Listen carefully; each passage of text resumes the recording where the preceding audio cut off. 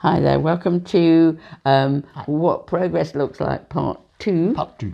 Now, you talked a lot about the kind of the science of change and kind of some really brilliant analogies in the last one. I think I'm just talking as a partner here. Yeah. Some of the changes, I mean, if you look at our program, the first thing is not don't do, it's don't do. So the progress, even if you look at the way we approach things, is not to move, but actually to stop moving in certain directions. And when you do that, that is huge progress, Absolutely. isn't it? So the point I want to make here straight away is you don't measure progress necessarily with where you're going. Measured progress can be what you're not doing. And if you're managing to detach a bit more, not hang around your drinker, not pick so many fights, actually take your children out, get your life back, that is huge, huge progress. Absolutely. Yeah. Yeah. And that, I think, is a progress that your drinker cannot stop. And that is you looking at your life, deciding you're not going to spend all your life dancing the drink dance, but actually taking back your environment and your life and beginning to have a life for you. That, if you can do that, will be radical, huge progress. Can I also say that sometimes progress also is moving out of the relationship? It can be, believe it or not, that actually can be progress, because you have to look at what it is you're actually progressing, and if you're progressing your lifestyle getting better or getting less worse, then that's something. And we do say, if it's violent and abusive, absolutely progress for you is stop, get help for you to leave and work towards leaving.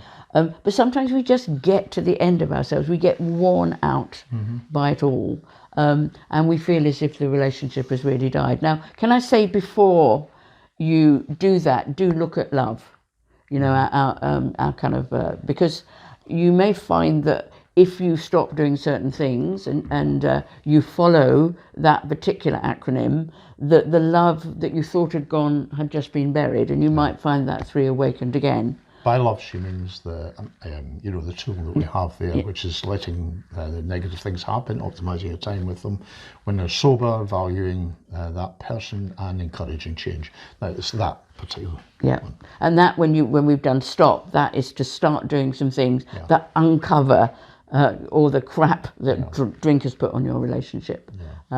But progress for some might be to say, I can't do this anymore. Nobody has the right to tell you what that looks like, because everybody's journey is different. Well, I think that's very true, and there isn't a sort of uniform measure of change. There isn't a uniform measure of sort of progress. It's very individual. It's up to you. What is it you're trying to achieve? One of the things I do when I'm when I'm working with drinkers is I often encourage them to get one of these big calendars, that has a month at a time, or even better, a year at a time. And put get a magic marker and just put an X in each of the days that they're actually sober, and then you've got this visual sort of cue about what progress is like, and if what they get is that, it's 5 days of the week, whereas previously they had none, then that's progress. That really is progress. It's sort of focusing on what's good about the changes rather than what hasn't happened. Focus on what has happened rather than what hasn't happened. This is a bit strange, but I feel really strongly that I just want to say that there's someone listening that needs to hear it's okay to let go. I feel that really strongly right now. And sometimes when we're talking about childhood issues, sometimes if we've had an abandonment and separation, there's a very strong pull to cling on and stay, even when we know we shouldn't be there. And I just feel sometimes, and I feel it quite strongly to someone who'll be listening to this, It's okay to give you permission to let go. And it's not that you failed, it's just that the situation has become untenable for you. And we want to say this publicly. We bless you to go, as well as we bless you and help you to stay, because we just want to be there for you in whichever part of the journey you are on. And I just feel, for some reason, I want to say that really clearly. Nice. I think it's an important thing to say, you know, that progress isn't always... don't get tied into other people's versions of progress. Yeah. You know, particularly in this area. Yeah, particularly in this area. Because the first thing that people will say is get out. You know, that's the first thing. And if you stay, then you feel as if you're flying in the face of that advice. Yeah. You know, and then you'll have other people who say stay.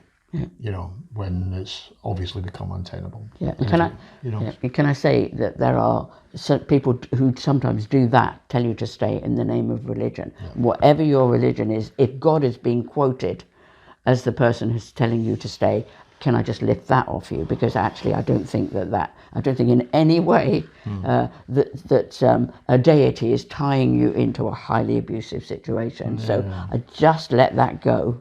Because I know it happens. I'm very sad that it happens. Again, you are the person living the journey. You are the one that needs to make that decision. And finally, well done.